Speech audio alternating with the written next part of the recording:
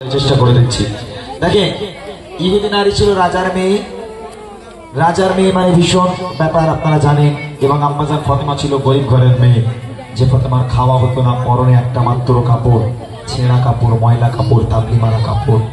এই কাপড় ফাতেমা পরতো, সারাটা জীবনে একটাই কাপড় পরে গেল। এই ফাতেমার সঙ্গে, গরিব ফাতেমার সঙ্গে রাজার মেয়ের বন্ধুত্ব হয় না। অনেকে ভালো মেয়েরা, মানে মেয়ে ভালো হলে সে একজন বড় লোক বা একজন গরিব লোক, তাদের মধ্যে ভালো বন্ধুত্ব হয়। আর অনেক মেয়ে আছে তো ওর স্ট্যাটাস আমার সঙ্গে মেলে নাকি, ও কোথায় আর আমি কোথায়, এরকম হতেই পারে। তো আম্মাজান ফাতেমার সঙ্গে এক ইহুদি নারীর বন্ধুত্ব হয়েছিল। এমন বন্ধুত্ব একে অপরকে না দেখে থাকতে পারতো না, একে অপরের সঙ্গে কথা না বলে থাকতে পারতো না। একদিন রাজার মেয়ের বিয়ে ঠিক হলো, ইহুদি নারীর বিয়ে ঠিক হয়ে গেল। ওই রাজা গিয়ে সারা শহরে, সারা নগরে সব রাজার মেয়েদের দাওয়াত দিল। রাজার মেয়েদের দাওয়াত দিয়ে যখন রাজা বাড়িতে এলো, ইহুদি নারী প্রশ্ন করে, আব্বা আমার সব বান্ধবীদের দাওয়াত দিয়েছে? বলে, হ্যাঁ মা, তোর সব বান্ধবী যে সমস্ত রাজার মেয়েরা, তাদেরকে দাওয়াত দিয়েছি, রাজা বাচ্চার মেয়েদের দাওয়াত দিয়েছে। কারণ ইহুদি নারী প্রশ্ন করে, আব্বা আমার বান্ধবী ফাতেমা তাকে গিয়ে দাওয়াত দেননি? তখন রাজা বলছে, তোর মাথা খারাপ। ওই গরিব ভিখারি ফকিরিনী ফাতেমা, যে ফাতেমার খাওয়া হয় না, যে ফাতেমার পরনে একটা মাত্র কাপড়, ছেঁড়া কাপড়, ময়লা কাপড়, ওই গরিব ফাতেমাকে দাওয়াত দিয়ে আমি আমার রাজপ্রাসাদে আনবো তোর বিয়ে খাওয়ার জন্য? কেমন করে বলিস? ওই গরিব ফাতেমাকে আমি আমার রাজপ্রাসাদে আনতে পারবো না, ওই গরিব ফাতেমাকে দাওয়াত দেওয়া যাবে না। ভালো করে শুনবে, কবি ছন্দের মাধ্যমে কত সুন্দর কথা লিখছে। এবং আম্মাজান ফাতেমা ইহুদি নারীর বিয়েতে, ওই রাজার মেয়ের বিয়েতে, বিয়ে বাড়িতে আসে কিনা মনোযোগ দিয়ে শুনবে। কবি ছন্দের মাধ্যমে বলছে,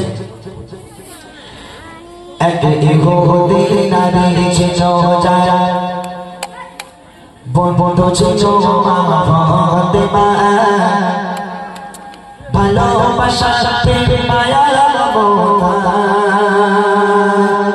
ছিল তাদের কোনো প্রেরণা,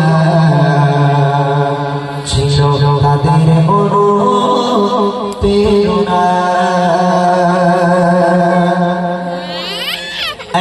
ইহুদি নারী ছিল যার বন্ধু ছিল মা ফাতেমা, ভালোবাসা প্রেম মায়া মমতা ছিল তাদের কোনো প্রেরণা, ছিল তাদের কোনো প্রেরণা। অপরের চিন্তা ভাবনায়, অপরের চিন্তা ভাবনায় কথা পায়ারে বন্দনা, ভালোবাসা প্রেম মায়া মমতা ছিল তাদের কোনো প্রেরণা, ছিল তাদের কোনো প্রেরণা।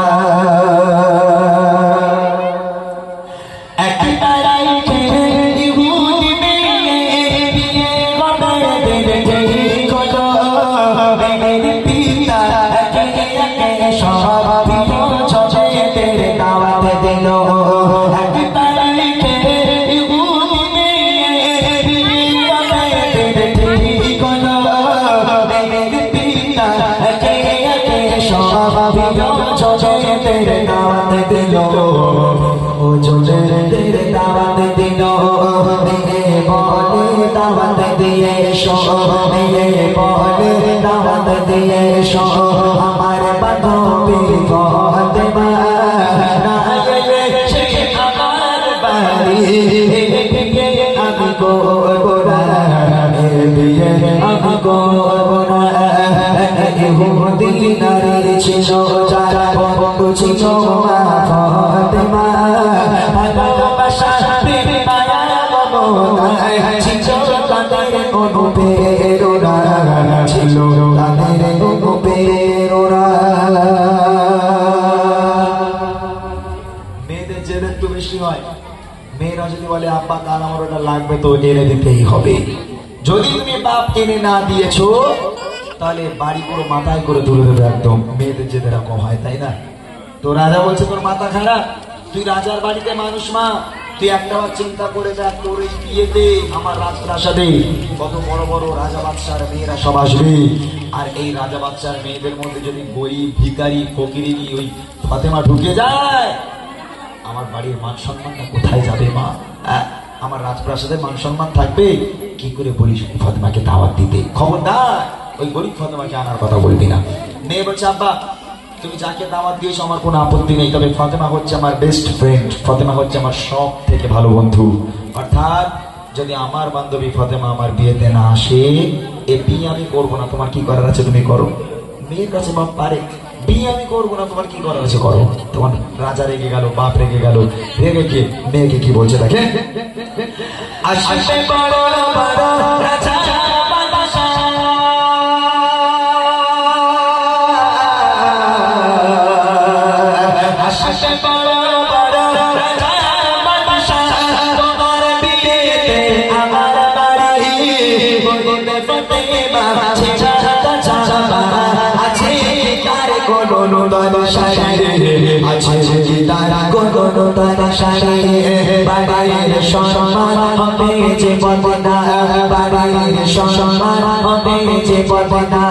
আসলে গরিবে ওই বেটি তোমার প্রসাদ দিতে আমি পারবো না, আমি পারবো না।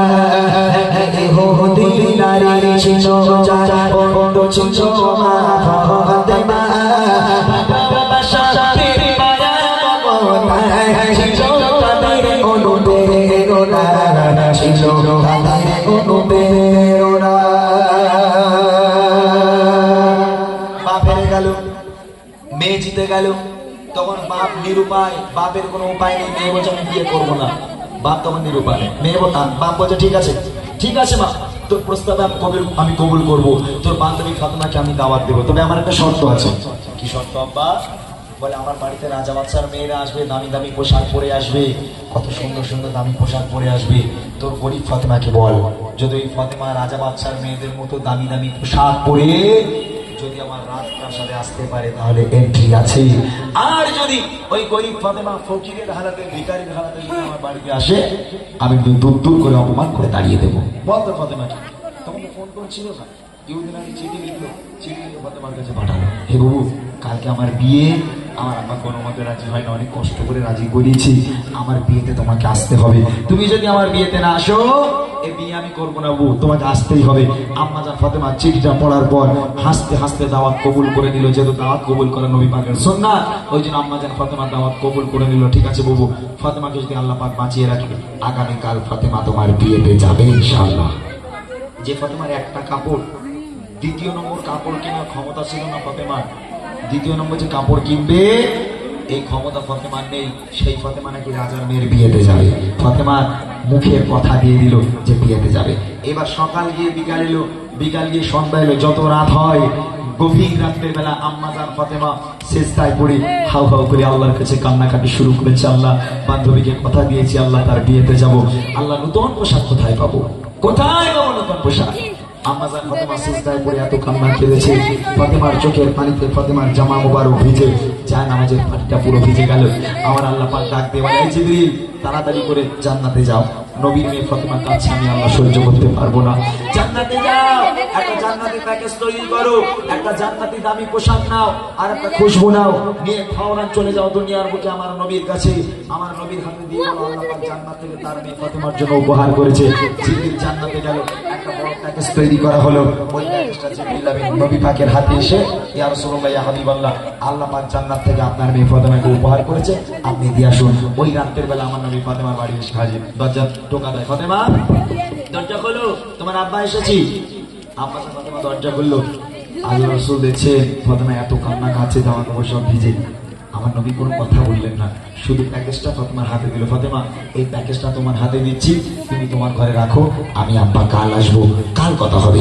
এতটুকু কথা বলে নবী চলে গেল। আম্মাজান ফাতেমা প্যাকেজটা না দেখে ঘরের একটা কোণায় রেখে দিয়ে দরজা বন্ধ করে আবার পুনরায় সিজদায় পড়ে হাউ হাউ করে কান্না শুরু করেছে। তারপর দেখেন কি হয়, কবুল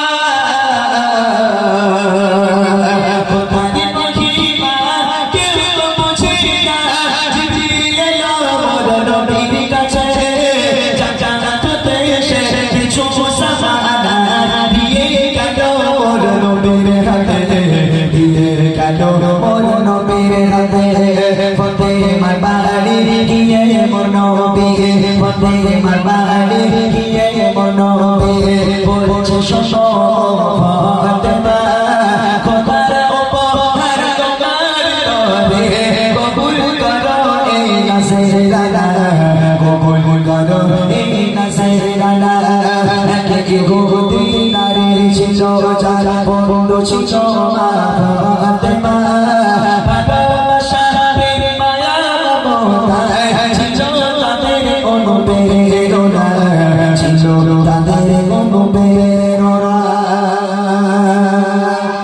সকাল হয়ে গেল, এইবারে বিয়ে বাড়ি যাবার পালা। নতুন পোশাক জোগাড় হয়নি। ফাতেমা জানেই না প্যাকেজের মধ্যে কি আছে। সকাল হয়ে গেছে। ফাতেমা বাইরে এসে দেখে সূর্য উঠবো উঠবো ভাব। এমন অবস্থায় ফাতেমা আরো টেনশনে পেয়ে গেল। আল্লাহ আল্লাহ কিছুক্ষণ পর বান্ধবীর বিয়েতে যাবো। আল্লাহ বান্ধবীকে কথা দিয়েছি, ফাতেমার কথা কোনোদিন খেলাফ হবে না। বান্ধবীকে কথা দিয়েছি আমি যাব। আল্লাহ পোশাক পেলে কি করে যাব। আম্মাজান ফাতেমা আবার হাউ হাউ করে কান্না শুরু করেছে। ফজরের রক্তে মানে সকালবেলা আমার নবী পাক আমার ফাতেমার বাড়ি এলো। ফাতেমার বাড়ি এসে দরজা টোকাতে, ফাতেমা আব্বা এসেছি, দরজা খুলো। দরজা খুললো। আম্মাজান ফাতেমা ছলো ছলো নয়ন নিয়ে আল্লাহ রসুলের দিকে তাকিয়ে আছে। আমার নবী পাক বুঝতে পারলো, কোনো কথা বললো না, শুধু এইটুখানি বললো, ফাতেমা কাল রাতের বেলা যে প্যাকেজটা তোমার কাছে দিয়েছিলাম তুমি কি খুলে দেখেছো ওর মধ্যে কি আছে? আম্মাজান ফাতেমা বলছে, আব্বা আপনি তো খুলতে বলেননি, আপনি বলেছেন ফাতেমা রেখে দাও, আমি রেখে দিয়েছি। আল্লাহ রসুল বলছে প্যাকেজটাকে নিয়ে এসো। প্যাকেজটাকে নিয়ে আসা হলো। রসুল বলছে ফাতেমা খুলে দেখো তো কি আছে। আম্মাজান ফাতেমা জান্নাতি ওই প্যাকেজটাকে ছিনল। ছেঁড়ার পর দেখছে আল্লাহ পাক আল্লাহ তাআলা আরশে আজিম থেকে দুনিয়ার বুকে ফাতেমার জন্য পৃথিবীর বুকের সবচেয়ে দামি একটা পোশাক আর সবচেয়ে দামি একটা খুশবু, একটা সেন্ট আল্লাহ পাক জান্নাত থেকে আম্মাজান ফাতেমাকে উপহার দিয়েছে। এক বছরে বলুন না সুবহানাল্লাহ। সারাটা রাত কেঁদেছে ফাতেমা। রাতের বেলায় যে ফাতেমার ঘরে পোশাক পৌঁছে গেল জান্নাত থেকে, ফাতেমাও জানতে পারলো না। সারাটা রাত যে কাঁদলো, এইবার ফাতেমা পোশাকটা দেখার পর মুচকি হাসছে। হেসে আব্বাকে বলছে, আব্বা আমি আর বিলম্ব করবো না, তাড়াতাড়ি করে গোসল করে ফ্রেশ হয়ে জান্নাতি পোশাক পরে খুশবুটা লাগিয়ে আব্বার কাছে বিদায় নিতে হলো। আব্বা আপনি আমাকে বিদায় দেন, বান্ধবীর বিয়েতে যাবো, আর দেরি করবো না। নবী বলছে ফাতেমা যাচ্ছ যাও, দুটো কথা খেয়াল রাখবে। কি কথা? কোন পর পুরুষ যেন তোমার চেহারা দেখতে না পায়। যে সমস্ত নারীরা পর পুরুষের সঙ্গে ওঠা বসা চলাফেরা কথাবার্তা, ওই সমস্ত নারীরাও যেন তোমার আশেপাশে না আসতে পারে। যাও চলে যাও। আব্বার কাছে থেকে বিদায় নিয়ে গুটি গুটি পায়ে ফাতেমা চলেছে কোথায়? রাজপ্রাসাদের দিকে। গন্তব্যে পৌঁছে গেল। রাজপ্রাসাদে ফাতেমা পৌঁছে গেল। যেই রাজপ্রাসাদের মেন গেটে ফাতেমা পাটা রেখেছে, রাখার সাথে সাথে ফাতেমা রাজপ্রাসাদের দিকে তাকিয়ে দেখে সারি সারি লাইন দিয়ে বসে আছে সব রাজা বাদশার মেয়ে, একটা সাধারণ মেয়ে সেখানে নেই। যেই ফাতেমা রাজার বাড়িতে পা রাখলো, রাজার মেয়েদের অবস্থা কি হচ্ছে দেখেন। যখন ফাতেমা আশেপাশে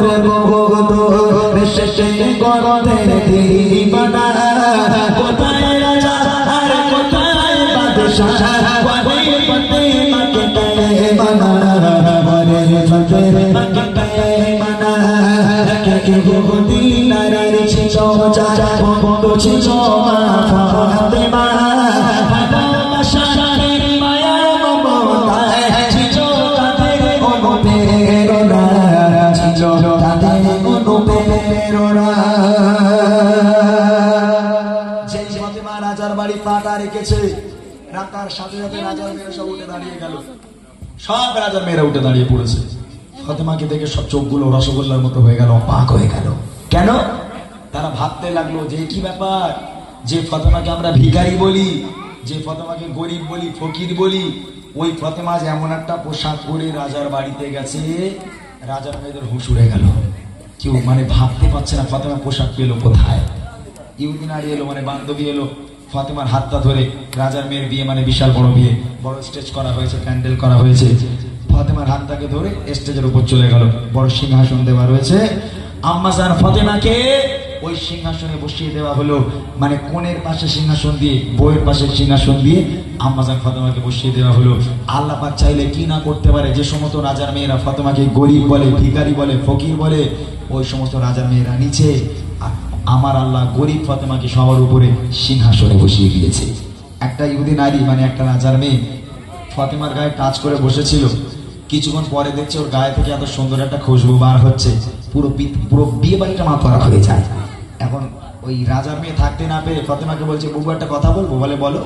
বলে আচ্ছা বাবু, তুমি যে পোশাকটা পরেছো আর তুমি যে খুশবুটা লাগিয়েছো, একটা বার বলো না বাবু, কোন বাজার থেকে কিনেছো? বলে কেন? বলে না, আমার বাপ রাজা, আজও পর্যন্ত এত দামি পোশাক আর এত সুন্দর খুশবু আমার বাপ আমার কিনে দিতে পারলো না। তুমি তো গরিব, তোমার তো খাওয়া হয় না, তুমি কোথায় পেলে? কোন বাজার থেকে কিনেছো একটু বলো না বাবু। তখন ফাতেমা কোন বাজারের নাম করবে? হ্যাঁ বলতে পারে, ঘটিয়ারি করে পাওয়া যেতে পারে নাকি? ঘটিয়ারি বাজারে মনে হয় ওই পোশাক পাওয়া যাবে নাকি? আমি তো কোনো বাজারের পোশাক না, জান্নাত থেকে ডাইরেক্ট এসেছে। কোন বাজারের নাম করবে? আম্মাজান ফাতেমা, বুদ্ধিমতী ফাতেমা মুচকি মুচকি হাসছে আর মনে মনে করছে, হ্যাঁ সুযোগ পেয়েছি বেড়া, তোদের সব কটারে কলমা পড়াবো। বুদ্ধিমতী ফাতেমা কত সুন্দর করে ইহুদি নারীদের, রাজার মেয়েদের বুঝিয়ে দিচ্ছে বাজারটা কোথায়, বাজারে যাওয়ার ঠিকানা, কোন পথ দিয়ে বাজারে যেতে হবে, বাজারটা কোথায়, দোকানটা কোথায়, দোকানের মালিককে, দোকানের সেলসম্যানকে আম্মাজান ফাতেমা রাজার মেয়েদের কিভাবে বোঝাচ্ছে দেখেন। দোকানের মালিক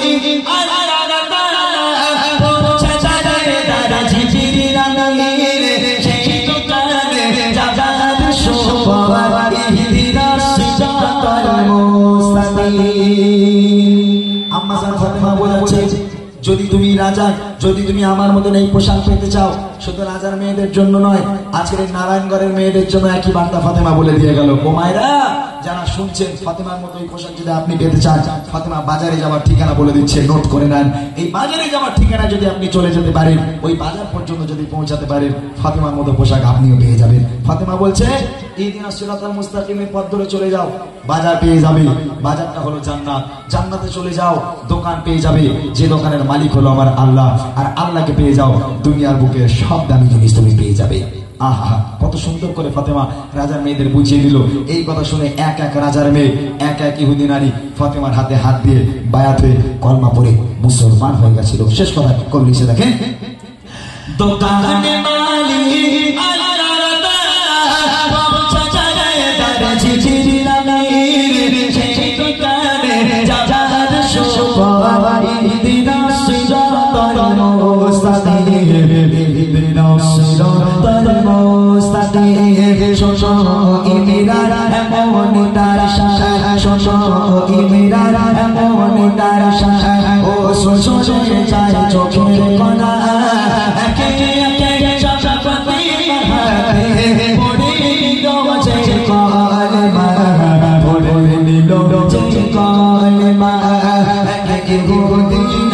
ছিল